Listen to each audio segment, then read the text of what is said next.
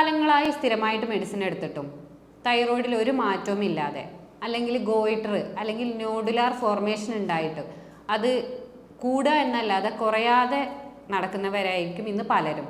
എന്നാൽ ഇത് തൈറോയിഡ് മാത്രം കാരണം നിങ്ങൾ ഐഡൻറ്റിഫൈ ചെയ്തതാവില്ല. വേറെ എന്തെങ്കിലും അസുഖങ്ങൾ കാരണം വന്നിട്ട് തൈറോയിഡ് ആണ് എന്ന് കണ്ടെത്തി മെഡിസിൻ കഴിക്കുന്നവരും ഉണ്ടാവും.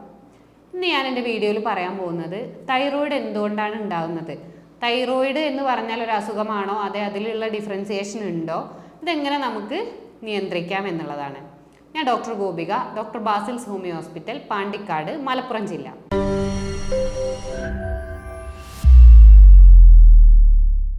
തൈറോയിഡ് നമ്മൾ കഴുത്തിൻ്റെ ഭാഗത്തായിട്ട് ചിത്രശലഭാകൃതിയിൽ കാണുന്നൊരു അവയവമാണ് തൈറോയിഡ്. അപ്പോൾ എല്ലാവരും ഇപ്പോൾ അസുഖത്തെ എങ്ങനെയാണ് പറയുക, എനിക്ക് തൈറോയിഡ് ഉണ്ട് എന്നുള്ളതാണ് പറയുക. ഇതെന്താണ്, എങ്ങനെയാണ്, കൂടുതലാണോ തൈറോയിഡ് ഹോർമോൺ, കുറവാണോ തൈറോയിഡ് ഹോർമോൺ, ഇതൊന്നും അവർ പറയുന്നില്ല. തൈറോയിഡ് എന്നാണ് പറയുക. പക്ഷെ അതൊരു അസുഖമല്ല, അതൊരു അവയവമാണ്, അതിലുണ്ടാവുന്ന ചേഞ്ചസ് ആണ്. അപ്പോൾ നമ്മുടെ എന്ന് പറയാൻ ഈ തൈറോയിഡ് അവയവം പ്രൊഡ്യൂസ് ചെയ്യുന്ന ഹോർമോണാണ് T3 T4ഉം. പക്ഷേ ഈ T3 T4ഉം TSHും കൂടെ നമ്മൾ ഇൻവെസ്റ്റിഗേഷനിൽ കാണാറുണ്ട്. ഈ TSH എന്ന് പറയുന്നത് നമ്മുടെ ആൻറ്റീരിയർ പിറ്റ്യൂട്ടറി, അവിടെ നിന്ന് ഉണ്ടാക്കുന്ന ഒരു തൈറോയിഡ് സ്റ്റിമുലേറ്റിംഗ് ഹോർമോണാണ്. ഈ തൈറോയിഡ് സ്റ്റിമുലേറ്റിംഗ് ഹോർമോൺ തൈറോയിഡ് അവയവത്തിൽ എത്തിക്കഴിഞ്ഞാലാണ് അവിടെ നിന്ന് തൈറോയിഡ് ഹോർമോൺ പ്രൊഡ്യൂസ് ചെയ്യുക. അതുപോലെ തന്നെ ഈ പിറ്റ്യൂട്ടറി ഗ്രന്ഥിയെ നിയന്ത്രിക്കുന്നത് എന്ന് പറയുന്നത് ഹൈപ്പോതലാമസ് ആണ്. അപ്പോൾ ഇത്രയും വഴികളിലൂടെയാണ് ഇവിടെ പ്രവർത്തനം നടക്കുന്നത്. അപ്പോൾ ഇതിലുണ്ടാവുന്ന ഏതൊരു ചേഞ്ചും ഈ T3 T4നെ ബാധിക്കും. അപ്പോൾ ഈ തൈറോയിഡ് ഹോർമോണിലെ ചേഞ്ച് എന്ന് പറയാൻ മൂന്നായിട്ടാണ് നമ്മൾ മെയിനായിട്ട് പറയാം. ഹൈപ്പോ തൈറോയിഡിസം ഉണ്ട്, ഹൈപ്പർ തൈറോയിഡിസം ഉണ്ട്, അതേപോലെ തന്നെ ഗോയിറ്റർ അല്ലെങ്കിൽ nodule or colloidal nodule formation ഉണ്ട്. ഇത് പിന്നീട് ഈ നൊഡ്യൂൾസ് എന്ന് പറയുന്നത് മാലിഗ്നൻസിയിലേക്ക് ലീഡ് ചെയ്യാനും സാഹചര്യം ഉണ്ടാവുന്നുണ്ട്. പക്ഷെ അതൊക്കെ ഒരു അപൂർവ കണ്ടീഷനാണ്. എന്നാൽ ഈ സ്ഥിരമായിട്ട് വരുന്ന കേസുകളിൽ എന്ന് പറഞ്ഞാൽ അവരുടെ ബുദ്ധിമുട്ടുകൾ മാത്രമാണ് പറയാം. അപ്പോൾ നമ്മൾ തൈറോയിഡ് ചെക്ക് ചെയ്തിട്ടുണ്ടോ ചോദിക്കുമ്പോൾ പറയും, ആ ഡോക്ടർ തൈറോയിഡൊക്കെ ചെക്ക് ചെയ്താണ്, പക്ഷെ ഒരു കുഴപ്പമില്ല. അപ്പോൾ അവർ ചിലപ്പോൾ T3 T4 മാത്രമായിരിക്കും ചെക്ക് ചെയ്തിട്ടുണ്ടാവുക, അല്ലെങ്കിൽ ചിലർ TSH മാത്രമായിരിക്കും ചെക്ക് ചെയ്യുക. എന്നാൽ അവർ TPO അല്ലെങ്കിൽ ആൻറ്റിബോഡികളൊന്നും അവർ ടെസ്റ്റ് ചെയ്തിട്ടുണ്ടാവില്ല, സ്കാനിങ് എടുത്തിട്ടുണ്ടാവില്ല. അപ്പോൾ ഇത്തരം ഇൻവെസ്റ്റിഗേഷൻസ് എല്ലാം ചെയ്ത് കഴിഞ്ഞാൽ നമ്മൾ തൈറോയിഡ് പരിപൂർണമായിട്ട് ഇല്ല എന്ന് കൺഫേം ചെയ്യാൻ പറ്റും. ഇതിലേതിലെങ്കിലും ഒരു ചെറിയ രീതിയിലുള്ള ചേഞ്ച് ഉണ്ടെന്നുണ്ടെങ്കിൽ നമുക്ക് തൈറോയിഡ് ഉണ്ട് എന്നുള്ളതാണ് അർത്ഥം. അപ്പോൾ അത് ഏത് തൈറോയിഡാണ്, എങ്ങനെയാണ് ലക്ഷണങ്ങൾ, പിന്നെ ഏതൊക്കെ ലക്ഷണങ്ങളാണ് നമ്മൾ തൈറോയിഡിന് സസ്പെക്റ്റ് ചെയ്യാൻ പറ്റുക, അതാണ് ഇപ്പോൾ ഞാൻ പറയുന്നത്. അപ്പോൾ എന്തൊക്കെയാണ് തൈറോയിഡിൻ്റെ ലക്ഷണങ്ങൾ? ആദ്യം നമുക്ക് ഹൈപ്പർ തൈറോയിഡിസം. ഹൈപ്പർ തൈറോയിഡിസം എന്ന് പറഞ്ഞാൽ എന്ത് കൂടുതലാണ്, അപ്പോൾ കൂടി നിൽക്കുന്ന ഒരവസ്ഥയാണ്. നമുക്ക് വിശപ്പ് കൂടുതലായിരിക്കും, ദാഹം കൂടുതലായിരിക്കും, അതുപോലെ തന്നെ ഒരു ബ്രീത്തിങ് ഡിഫിക്കൽട്ടി ഉണ്ടാവും, കിതപ്പ് പോലെ അനുഭവപ്പെടും, ചെറുതായിട്ടൊന്ന് നടക്കുന്ന സമയത്ത് തന്നെ കിതപ്പ് പോലെ അനുഭവപ്പെടും. അതുപോലെ തന്നെ വെയിറ്റ് കുറയുന്നതായിട്ട് കാണാം, സ്കിന്നിൽ ചൊറിച്ചിലുകൾ ഉണ്ടാവും, ചിലർക്ക് ഡയേറിയ കാണാറുണ്ട്, വയറിളക്കം, ഇടയ്ക്കിടയ്ക്ക് ചില ഫുഡുകൾ പറ്റാത്തൊരവസ്ഥ ഉണ്ടാവും. അതുപോലെ തന്നെ സ്കിന്നിലെ പലതരത്തിലുള്ള ചൊറിച്ചിലായിട്ടാണ് കാണാറ്. പിന്നെ ആർത്തവ ക്രമക്കേടുകൾ ഉണ്ടാവും, പീരിയഡ്സ് വൈകി വരും, നേരത്തെ വരും, അതിൽ ഫ്ലോ സ്കാൻഡി ഫ്ലോ ആയിരിക്കും, ചെറിയ രീതിയിലുള്ളൊരു പീരിയഡ്സ് ഫ്ലോയേ ഉണ്ടാവും. ഈ രീതിയിലുള്ള പല ചേഞ്ചസും ഉണ്ടാവും. പക്ഷേ ഈ ഒരു ഇപ്പോൾ സ്കിന്നിലെ ചൊറിച്ചിൽ വരുമ്പോൾ ആരും ചിന്തിക്കില്ല അവർക്ക് തൈറോയിഡ് ഉണ്ടോ, അല്ലെങ്കിൽ തൈറോയിഡ് കാരണമാവോ ചൊറിച്ചിൽ വരിക. അവരെന്ത് ചെയ്യും, ഈ സ്കിന്നിൻ്റെ ഇൻഫെക്ഷൻ മാത്രം പറയുകയും അതിന് മാത്രം ട്രീറ്റ്മെൻറ്റ് എടുക്കുകയും ചെയ്യും. പക്ഷേ അതൊരു തൈറോയിഡ് ഹൈപ്പർ തൈറോയിഡിസം കാരണമാണ് ആ ബുദ്ധിമുട്ട് ഉണ്ടായിട്ടുണ്ടെന്നുണ്ടെങ്കിൽ അവർ അതിനുള്ള ട്രീറ്റ്മെൻറ്റ് എടുത്താൽ മാത്രമേ നമുക്ക് അതിലൊരു ഈ സ്കിന്നിൻ്റെ ചൊറിച്ചിൽ ചേഞ്ച് കാണും. അപ്പോൾ ഈ രീതിയിൽ കറക്റ്റായിട്ട് എന്താണെന്ന് മനസ്സിലാക്കണം. അതുപോലെ തന്നെ കൂടുതലായിട്ട് തണുപ്പ് സഹിക്കാൻ പറ്റാത്തൊരവസ്ഥ വരും. ഇത് മെയിനായിട്ട് ഹൈപ്പോ തൈറോയിഡിസത്തിലാണ് വരിക. ഹൈപ്പർ തൈറോയിഡിസത്തിൽ അമിതമായിട്ട് വിയർക്കുകയാണ് ചെയ്യുക, ചൂട് തീരെ സഹിക്കാൻ പറ്റാത്തൊരവസ്ഥ വരും. ചെറുതായിട്ട് ഹീറ്റ് ഇൻടോളറൻസ് എന്ന് പറയാം, ചെറുതായിട്ടൊരു ചൂട് വന്നു കഴിഞ്ഞാൽ തന്നെ പെട്ടെന്ന് ബോഡി വിയർക്കുകയും ക്ഷീണം, അമിതമായിട്ടുള്ള ക്ഷീണവും ഉണ്ടാവും. ഇത്രയാണ് ഹൈപ്പർ തൈറോയിഡിസത്തിൽ വരിക. എന്നാൽ ഹൈപ്പോ തൈറോയിഡിസം എന്ന് പറഞ്ഞാൽ T3 T4 ഹോർമോൺ കുറയുകയാണ് ചെയ്യുക. അത് കുറയുന്ന സമയത്ത് ഓട്ടോമാറ്റിക്കായിട്ട് ഫീഡ്ബാക്ക് മെക്കാനിസം വഴി TSH കൂടുകയാണ് ചെയ്യുക. പിറ്റ്യൂട്ടറിയിൽ നിന്ന് ഉൽപ്പാദിപ്പിക്കുന്ന തൈറോയിഡ് സ്റ്റിമുലേറ്റിംഗ് ഹോർമോൺ കൂടും. ഈ സമയത്ത് എന്ന് പറഞ്ഞാൽ വെയിറ്റ് കൂടുകയാണ് ചെയ്യുക. അത് വെയിറ്റ് കൂടുന്ന സമയത്ത് നമുക്ക് മലബന്ധം, അങ്ങനത്തെ ബുദ്ധിമുട്ടുകളാണ് മെയിനായിട്ട് വരിക. മലബന്ധം ഉണ്ടായിരിക്കും, അതുപോലെ തന്നെ വിശപ്പ് കുറയും, അതുപോലെ തന്നെ ദാഹം കുറയും, അതുപോലെ തന്നെ ആൻസൈറ്റി ഉണ്ടാവും, സ്ട്രെസ്, ടെൻഷൻ, ഒരു ഡിപ്രഷൻ എന്നുള്ള സ്റ്റേജിക്കൊക്കെ ചിലർക്ക് വരാറുണ്ട്. അതുപോലെ ക്ഷീണം ഉണ്ടാവും, ഉറക്കക്കുറവ് ഉണ്ടാവും. ആ ഉറക്കക്കുറവ് കാരണം തന്നെ ഉറക്കത്തിൻ്റെ ഒരു ക്ഷീണം, രാവിലെ എണീക്കാൻ പറ്റാത്തൊരവസ്ഥ. ഇപ്പോൾ ചെറിയ രീതിയിൽ രാത്രി ഉറക്കം കിട്ടിയിട്ടുണ്ടെന്നുണ്ടെങ്കിൽ രാവിലെ എണീക്കാൻ പറ്റാത്തൊരവസ്ഥ ഉണ്ടാവും. മെയിനായിട്ട് ആൻസൈറ്റിയാണ് പറയുന്നത്. കാരണം ആൻസൈറ്റി എന്ന് പറഞ്ഞാൽ അവർ കൂടുതലായിട്ട് എന്തിനേലും കുറിച്ച് ചിന്തിച്ചുകൊണ്ടിരിക്കുക, പക്ഷെ അവർക്ക് അത് മനസ്സിലാവുന്നില്ല എന്ത് കാരണത്താലാണ് ഈ ചിന്ത വരുന്നത്. അപ്പോൾ ഈ തൈറോയ്ഡ് ഹോർമോണിലെ ചേഞ്ച് വന്നു കഴിഞ്ഞാൽ ഈ രീതിയിലുള്ള ചിന്ത വരും. അപ്പോൾ ഇതിന് നമ്മൾ ചെയ്യേണ്ടത് എന്ന് പറഞ്ഞാൽ നമ്മുടെ ദഹന വ്യവസ്ഥ ആദ്യം കൺട്രോൾ ചെയ്യണം. ഈ അയോഡിൻ, സെലീനിയം, സിങ്ക് ഇതിൻ്റെയൊക്കെ ചേഞ്ച് കാരണമാണ് തൈറോയിഡിൽ ചേഞ്ച് വരുന്നത്, തൈറോയിഡ് ഹോർമോൺ ചേഞ്ച് വരുന്നത്. അപ്പോൾ ഈ അയോഡിൻ, സെലീനിയം, സിങ്കൊക്കെ കറക്റ്റായിട്ട് പ്രോപ്പറായിട്ട് ശരീരത്തിൽ എത്തണം എന്നുണ്ടെങ്കിൽ നമ്മുടെ ഡൈജസ്റ്റീവ് സിസ്റ്റം, ദഹന വ്യവസ്ഥ കറക്റ്റ് കൺട്രോൾ ആയിരിക്കണം. അപ്പോൾ അതും കൂടെ നിയന്ത്രിച്ച് കഴിഞ്ഞാൽ നമുക്ക് കറക്റ്റായിട്ട് നമ്മൾ ഐഡൻറ്റിഫൈ ചെയ്യാം, നമ്മളെ ബുദ്ധിമുട്ടുകൾ കുറയ്ക്കാനും പറ്റും. പിന്നെ ഒന്ന് പറയുന്നത് നമ്മുടെ കഴുത്തിൻ്റെ അവിടുത്തെ തൈറോയിഡിൽ കൊളോയിഡൽ നൊഡ്യൂൾസ് ഉണ്ടാവും. ഈ ഒരു നൊഡ്യൂൾസിൻ്റെ മാത്രമാണ് കറക്റ്റായിട്ട് പേഷ്യൻസ് പറയുക. ബാക്കിയുള്ളതൊക്കെ ഒരു ഡോക്ടർ ഡയഗ്നോസ് ചെയ്യുക. കാരണം പേഷ്യൻസിന് അറിയില്ല ഇത് തൈറോയിഡിൻ്റെ ബുദ്ധിമുട്ടുകളാണോ, ഓക്കെ തൈറോയിഡ് കൂടിയതാണോ കുറവാണോ എന്നുള്ളത്. പക്ഷേ നൊഡ്യൂൾ എല്ലാ പേഷ്യൻസും നമ്മളോട് വന്നിട്ട് പറയും, ഡോക്ടറെ നൊഡ്യൂൾ ഉണ്ട് എന്ന് പറയും. പക്ഷേ എവിടുത്തെ നൊഡ്യൂളാണെന്ന് അവർ പറയില്ല, പക്ഷേ നൊഡ്യൂൾ ഉണ്ട് എന്ന് അവർ പറയും.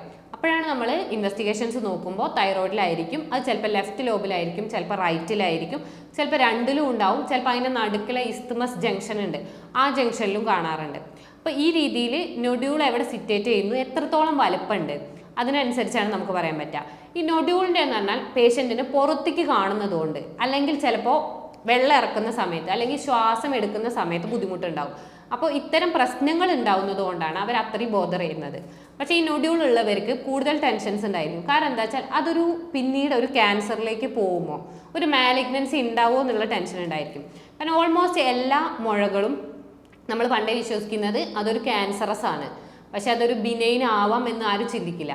അപ്പം അങ്ങനെ ഒരു ചിന്താഗതി വരുന്നതുകൊണ്ട് അത് അവർ ആദ്യമേ ട്രീറ്റ്മെൻറ്റ് എടുക്കുകയും പെട്ടെന്നൊരു സർജറി പറയുകയാണെങ്കിൽ പെട്ടെന്ന് സർജറി ചെയ്യുകയും ചെയ്യുന്നൊരു കണ്ടീഷനിലേക്ക് എത്താറുണ്ട്.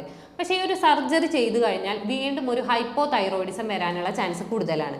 അപ്പോൾ ഈ കറക്റ്റായിട്ട് ശ്രദ്ധിക്കുക, ഏത് തൈറോയിഡാണ്, ഹൈപ്പോ തൈറോയിഡിസ് ആണോ, ഹൈപ്പർ തൈറോയിഡിസ് ആണോ, അതെങ്കിൽ നൊഡ്യൂളാണോ ഉള്ളത് നമ്മൾ കറക്റ്റായിട്ട് കണ്ടെത്തണം. നമ്മുടെ ലക്ഷണങ്ങൾക്ക് അനുസരിച്ച് നമ്മളൊന്ന് ഡയഗ്നോസ് ചെയ്യുക, ഒരു ഡോക്ടറെ അടുത്ത് പോയിട്ട് കറക്റ്റായിട്ട് നോക്കിയതിന് ശേഷം മാത്രം ട്രീറ്റ്മെൻറ്റ് എടുക്കുക.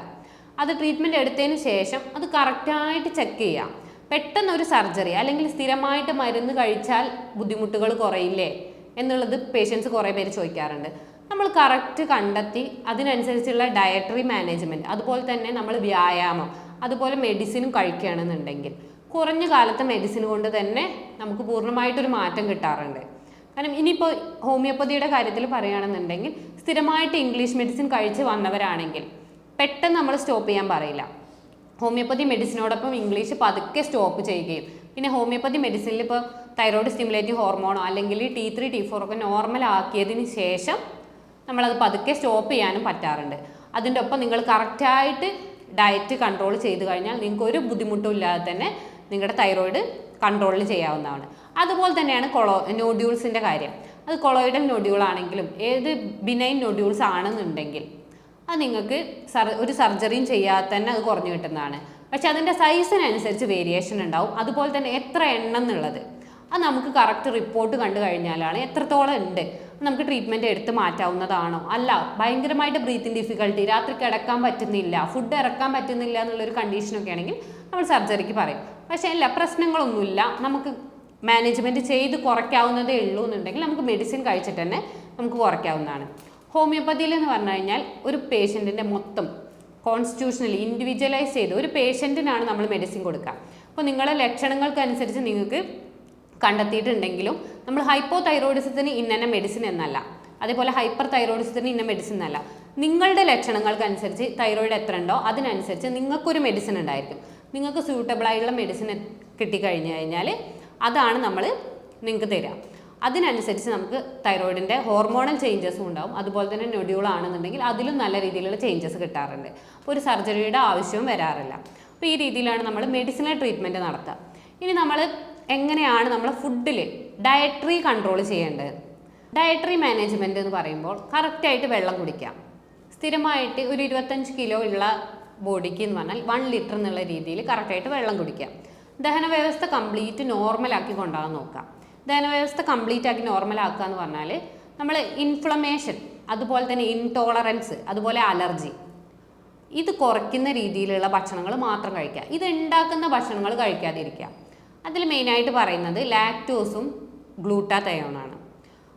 അതേപോലെ ഗ്ലൂട്ടാമിൻ റിച്ച് ആയിട്ടുള്ള ചപ്പാത്തി, പൊറോട്ട, കേക്ക്, പ്രോസസ്ഡ് ഫുഡ്സ് ഇവ കംപ്ലീറ്റ് ഒഴിവാക്കാൻ നോക്കാം. മിൽക്ക് പ്രൊഡക്റ്റ് കംപ്ലീറ്റ് ഒഴിവാക്കുക എന്ന് പറഞ്ഞാൽ അമിതമായിട്ട് കഴിക്കുന്നവരിലാണ് കൂടുതലായിട്ട് കാണുന്നത്. നിങ്ങൾ മിതമായ രീതിയിൽ ആഴ്ചയിൽ 1-2 വട്ടം കഴിച്ചു വരച്ച് നിങ്ങൾക്ക് ഒരു ബുദ്ധിമുട്ടും വരുന്നില്ല. ഇനിയിപ്പോൾ ഡയറ്ററി മാനേജ്മെൻറ്റ് കണ്ടു കഴിഞ്ഞാൽ ചിലർ ചോദിക്കും പിന്നെ എന്ത് ഫുഡാണ് കഴിക്കാൻ പറ്റുന്നത്. അമിതമായിട്ട് തൈറോയിഡ്, ഹൈപ്പർ തൈറോയിഡ്സോ ഹൈപ്പോ തൈറോയിഡ്സോ ഉണ്ടെങ്കിൽ മാത്രം ഇത് നിങ്ങൾ നല്ല രീതിയിൽ മാനേജ്മെൻറ്റ് ചെയ്യാം. അല്ലെങ്കിൽ നിങ്ങൾ മെഡിസിൻ കഴിച്ചാൽ തന്നെ നിങ്ങൾക്ക് ഒരു പരിധിവരെ നിയന്ത്രിക്കാൻ പറ്റും. പിന്നെ നിങ്ങൾ ഡയറ്റ് സ്ഥിരമായിട്ട് ഫോളോ ചെയ്താൽ മതി. അപ്പോൾ ഈ ചപ്പാത്തി, പൊറോട്ടയൊക്കെ കൂടുതലായിട്ട് കഴിക്കുന്നവർ മാത്രം നിയന്ത്രിക്കുക. അതുപോലെ തന്നെ പാല് സ്ഥിരമായിട്ട് കഴിക്കുന്നവർ ഇത്തരം ബുദ്ധിമുട്ടുണ്ടെങ്കിൽ അതൊന്ന് കൺട്രോൾ ചെയ്യുക. കാരണം അത് കഴിച്ചു കഴിഞ്ഞാൽ അലർജി അല്ലെങ്കിൽ ഇൻടോളറൻസ് വന്നു കഴിഞ്ഞാൽ വീണ്ടും ദഹന വ്യവസ്ഥയിൽ കംപ്ലൈൻറ്റ് വരികയും അതവിടെ അബ്സോർപ്ഷന് ബുദ്ധിമുട്ടുണ്ടാക്കുകയും ചെയ്യും. അത് തൈറോയിഡ് ഹോർമോണിലെ ചേഞ്ചസിന് കാരണമാകും. പിന്നെ ഷുഗർ ലെവൽ നോർമലാക്കി കൊണ്ടുപോകാം. പരമാവധി മാക്സിമം ഒരു 70 to 110 ഒരു റാൻഡം ബ്ലഡ് ഷുഗർ വരുന്ന രീതിയിൽ നമ്മൾ ഫുഡ് കൺട്രോൾ ചെയ്യുക. അന്നജം, കാർബോഹൈഡ്രേറ്റ് കുറയ്ക്കുക. അതുപോലെ തന്നെ സോയ പ്രൊഡക്ട്സ്, സോയാബീൻ ഒക്കെ മാക്സിമം ഒഴിവാക്കാൻ ശ്രദ്ധിക്കുക. പിന്നെ ക്രൂസിഫർ വെജിറ്റബിൾസ് മാക്സിമം ഒഴിവാക്കാൻ എല്ലാവരും പറയാറുണ്ട്. ക്യാബേജ്, കോളിഫ്ലവർ, ഇതുപോലത്തെ ബ്രോക്കോളി. പക്ഷേ ഇത് സ്ഥിരമായിട്ട് കഴിക്കുന്നുണ്ടെങ്കിൽ മാത്രം ഒഴിവാക്കുക. സ്ഥിരമായിട്ട് കഴിക്കുന്നുണ്ടെങ്കിലും ഇത് ബോഡിയിൽ നമ്മൾ വേവിച്ചിട്ടാണ് കഴിക്കുന്നത്. പണ്ട് എന്ന് പറഞ്ഞാൽ പച്ചയ്ക്ക്, പണ്ട് എന്നല്ല പുറം രാജ്യങ്ങളിൽ ഇത് പച്ചയ്ക്ക് കഴിക്കുന്നുണ്ട്. സാൻഡ്വിച്ച്, ബർഗർ ഇവയിലൊക്കെ അതാണ് നമ്മുടെ തൈറോയിഡിന് കാരണമാകും. പക്ഷെ ഇത് വേവിച്ച് കഴിഞ്ഞാൽ അതിലുള്ള ബുദ്ധിമുട്ടുകൾ കുറയുകയും ഗോയിട്രോജൻസ് കുറയുകയും ചെയ്യും. അപ്പം നമുക്ക് ബുദ്ധിമുട്ടുകൾ കുറയും. അപ്പോൾ ഇത് വേവിച്ച് കഴിച്ചു വിചാരിച്ചത് തൈറോയിഡ് ഹോർമോണിൽ ചേഞ്ചസ് പൊതുവേ കാണാറില്ല. അൺഹെൽത്തി ഫാറ്റ് അല്ലെങ്കിൽ ട്രാൻസ് ഫാറ്റ് കംപ്ലീറ്റ് ആയിട്ട് ഒഴിവാക്കാൻ നോക്കുക. അതാണ് പ്രോസസ്ഡ് ഫുഡ്സിലുള്ളത്. പുറത്തുനിന്ന് ബേക്കറി കഴിക്കുന്ന സമയത്ത് അത് ഉള്ള ഓയിലിൽ തന്നെ വീണ്ടും വീണ്ടും ഫ്രൈ ചെയ്തിട്ടാണ് എടുക്കുന്നത്. അപ്പോൾ ഈ അൺഹെൽത്തി ഫാറ്റ് മാക്സിമം അവോയ്ഡ് ചെയ്യാൻ നോക്കുക. അതുപോലെ തന്നെ കോഫി, ടീ ഇവ നമ്മൾ 1-2 ഡെയിലി കഴിച്ചു വിചാരിച്ച് കുഴപ്പമില്ല. ഒരു അഡിക്ഷൻ ഉള്ള ആൾക്കാർ കോഫിയും ടീയും കംപ്ലീറ്റ് ഒഴിവാക്കുക. കപ്പ സ്ഥിരമായിട്ട് കഴിക്കുന്നുണ്ടെങ്കിൽ ഒഴിവാക്കുക. ആഴ്ചയിൽ 2 വട്ടം കഴിച്ചു വിചാരിച്ചിട്ട് ബുദ്ധിമുട്ടുകളൊന്നുമില്ല. അതുപോലെ പുകവലി, മദ്യപാനം ഇതൊന്ന് കംപ്ലീറ്റ് ആയിട്ട് ഒഴിവാക്കാൻ നോക്കുക. പിന്നെ മലബന്ധം കൂടുതലായിട്ട് തൈറോയ്ഡ് ഹോർമോണൽ ചേഞ്ചസ് വരുമ്പോൾ കാണാറുണ്ട്. അപ്പം അങ്ങനെയുള്ളവരെന്ന് പറഞ്ഞാൽ നാരുകൾ അടങ്ങിയ ഭക്ഷണങ്ങൾ കൂടുതലായിട്ട് കഴിക്കാം. അതിൻ്റെ ഒപ്പം തന്നെ ഇനി മലബന്ധം അത് കഴിച്ചിട്ടും കുറവില്ല എന്നുണ്ടെങ്കിൽ കാസ്റ്റർ ഓയിൽ ഒരു ചെറിയ സ്പൂൺ കാസ്റ്റർ ഓയിൽ ഒരു 1/2 ഗ്ലാസ് ചൂടുവെള്ളത്തിൽ കലക്കിയിട്ട് രാത്രി ഭക്ഷണത്തിന് ശേഷം കഴിക്കാൻ നോക്കുക. ഇത് 2-3 ദിവസം തുടർച്ചയായിട്ട് ചെയ്യുക. പിന്നെ നിങ്ങൾക്ക് ഓട്ടോമാറ്റിക്കായിട്ട് പച്ചക്കറികളും പഴങ്ങളും കഴിക്കുമ്പോൾ ശരിയായി വരും. അപ്പോൾ ഈ രീതിയിൽ മാത്രം കൺട്രോൾ ചെയ്യുക. സ്ഥിരമായിട്ടൊരു കാസ്റ്റർ ഓയിലിൽ അഡിക്ഷൻ ഉണ്ടാവാത്ത രീതിയിൽ. പിന്നെ ഇത്രയും കേട്ടിട്ട് പച്ചക്കറികളും പഴങ്ങളും മാത്രം കഴിക്കണം എന്ന് പറയുന്നില്ല. നിങ്ങളുടെ ബുദ്ധിമുട്ടുകൾ അനുസരിച്ച് ഒരു ഡോക്ടറുടെ സഹായത്തോട് മാത്രം നിങ്ങൾ ഒരു അഡ്വൈസ് നേടുക. കാരണം മെയിനായിട്ട് സിങ്ക്, അയഡിൻ, സെലീനിയം ഒക്കെ കണ്ടന്റ് ഉള്ളത് പച്ചക്കറികൾ. അതേപോലെ വിറ്റാമിൻ സി റിച്ചായ ഓറഞ്ച്, മൂസമ്പി, നാരങ്ങ ഇതിലൊക്കെയാണ്. അപ്പോൾ പഴങ്ങൾ, നാരുകൾ അടങ്ങിയ ഭക്ഷണങ്ങൾ, പയറുവർഗ്ഗങ്ങൾ, ഇപ്പോൾ പ്രോട്ടീൻ റിച്ച് ആയിട്ടുള്ള പയറുവർഗ്ഗങ്ങളൊക്കെ ധാരാളമായിട്ട് കഴിക്കാം. ഇതൊന്ന് നമുക്ക് ദഹന വ്യവസ്ഥ കൺട്രോൾ ചെയ്യാൻ പറ്റും. അപ്പോൾ ഇത് കാരണം നമ്മൾ തൈറോയിഡ് കറക്റ്റ് രീതിയിൽ ഫങ്ഷനിങ് ചെയ്യും. പിന്നെ ഇതിനോടൊപ്പം മോഡിഫിക്കേഷൻ നടത്തേണ്ടത് നമ്മുടെ വ്യായാമത്തിൻ്റെ രീതിയാണ്. സ്ഥിരമായിട്ട് ഒരു 1/2 മണിക്കൂർ വ്യായാമം ചെയ്യാൻ നോക്കുക. ശരീരം വേർക്കുന്ന രീതിയിൽ തന്നെ വ്യായാമം ചെയ്യുക. വേറെ വേദനകൾ ബുദ്ധിമുട്ടൊന്നും ഇല്ല എന്നുണ്ടെങ്കിൽ അത്യാവശ്യം നല്ല രീതിയിൽ ചെയ്യുക. വേദനകളുള്ള ആളുകളാണെന്നുണ്ടെങ്കിൽ ചെറിയ രീതിയിലുള്ള വ്യായാമങ്ങൾ സ്ഥിരമായിട്ട് ചെയ്യാം. സ്ഥിരമായിട്ട് ചെയ്തു കഴിഞ്ഞാൽ ഒരാഴ്ച കഴിഞ്ഞാൽ നിങ്ങൾക്ക് അതിൻ്റെ ടൈം ഓട്ടോമാറ്റിക്കായിട്ട് കൂട്ടാൻ കഴിയും. അങ്ങനെ പതുക്കെ നിങ്ങൾ കൂട്ടി വന്നു കഴിഞ്ഞാൽ നിങ്ങൾക്ക് ഒരു ആരോഗ്യമുള്ളൊരു ശരീരം തന്നെ കിട്ടും. തൈറോയിഡ് അതിൻ്റെ ഒപ്പം കുറയും. അതിൻ്റെ ഒപ്പം ഡയറ്ററി മാനേജ്മെൻറ്റും കൂടെ എടുക്കുമ്പോൾ നിങ്ങൾക്ക് കംപ്ലീറ്റ് കൺട്രോളിൽ വരുത്താൻ കഴിയും. അപ്പോൾ നിങ്ങൾക്കൊരു ഡൗട്ടുള്ള മരുന്ന്, സർജറി ഇതൊക്കെ കംപ്ലീറ്റ് നിങ്ങൾക്ക് അവോയ്ഡ് ചെയ്യാൻ കഴിയും. പിന്നെ നിങ്ങൾ ആ ഡയറ്ററി മാനേജ്മെൻറ്റ് മാത്രം നിങ്ങൾക്ക് കൺട്രോൾ ചെയ്ത് പോയാൽ മതി. ഇനി ഇത്തരം ബുദ്ധിമുട്ടുകൾ നിങ്ങൾ ആരെങ്കിലും അനുഭവിക്കുന്നുണ്ടെങ്കിൽ നിങ്ങൾക്ക് എന്നെ കോൺടാക്റ്റ് ചെയ്യാവുന്നതാണ്. എൻ്റെ നമ്പറാണ് താഴെ കൊടുത്തിട്ടുള്ളത്. ഞാൻ doctor Gopika, doctor Basil's homeo hospital, Pandikkad, Malappuram ജില്ല.